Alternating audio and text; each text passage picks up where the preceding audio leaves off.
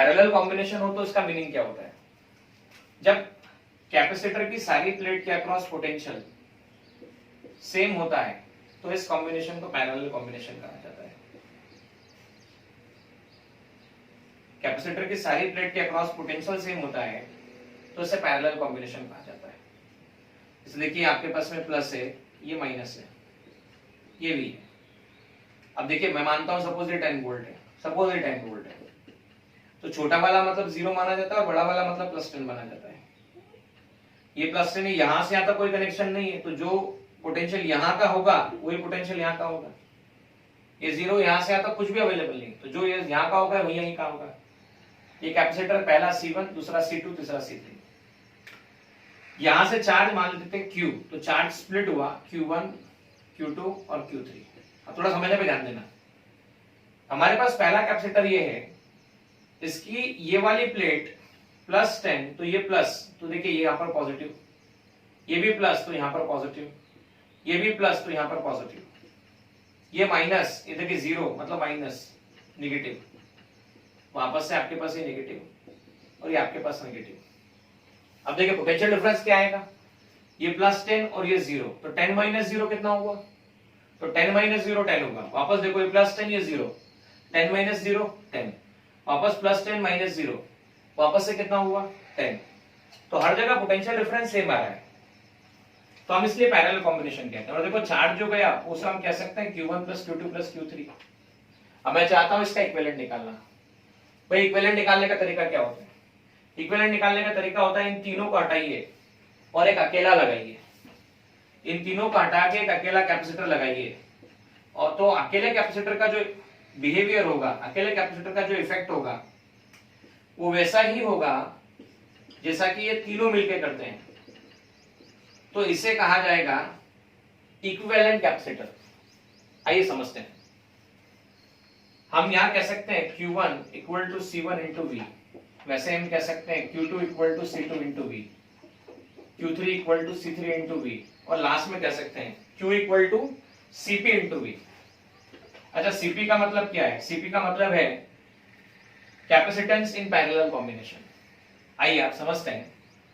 ये equation first में value put up की जाए तो Q का वैल्यू क्या लिखा जा सकता है, CP × कैपिटल V, Q1 लिखा जा सकता है C1 × V, Q2 लिखा जा सकता है C2 × V, Q3 लिखा जा सकता है C3 × V। CPV, यहाँ से V कॉमन निकला, अंदर बचता है C1 + C2 + C3, हर जगह से V कैंसिल हुआ, CP हो गया आपके पास C1 + C2 + C3। अच्छा 3 कैपेसिटर थे तो कितना हुआ, C1 + C2 + C3। 4 होते तो कितना होता, 4 कैपेसिटर होते तो 4 कैपेसिटर के लिए आपको सीधा सीधा लिखना पड़ता CP = C1 + C2 + C3 + C4। अच्छा n कैपेसिटर होते तो कितना लिखते हैं, C1 + C2 + C3 dash dash dash Cn। अब इंटरेस्टिंग बात ये कि अगर सबके सब इक्वल हो जाते, मतलब क्या, if n equal capacitors are connected,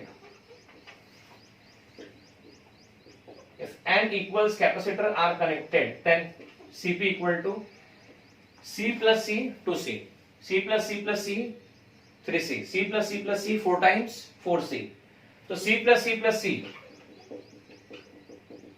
n times, तो ये हो जाता था आपके पास में that is equal to NC। तो देखो पैरेलल में n टाइम्स इंक्रीमेंट हुआ और सीरीज में n टाइम्स डिक्रीमेंट हुआ था, तो दोनों का रेशियो अगर निकाला जाए CP/CS का, तो NC/1 NC/n, तो इसे लिख सकते हैं आप NC/1 × n/c, c से c कैंसिल, CP/CS, ये आ गया n²। मतलब आपको जब भी वैल्यू बढ़ानी हो, कैपेसिटेंस की वैल्यू बढ़ानी हो, तो आप हमेशा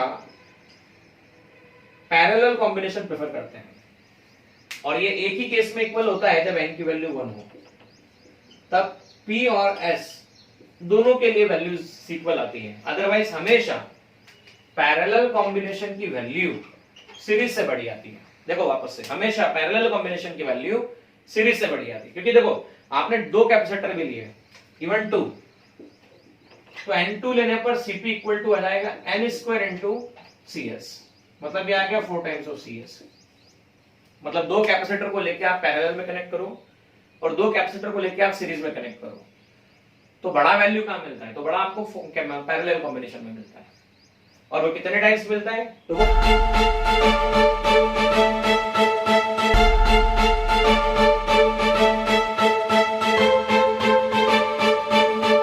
पुरोहित अकॅडमी, मेन ब्रांच प्रभात चौक, MJ कॉलेज रोड, लोकमान्य हॉस्पिटलच्या बाजूला, जळगाव आणि पांडे क्लासेस जवळ, बंधन बँके शेजारी, ट्रॅफिक गार्डनच्या समोर, जळगाव।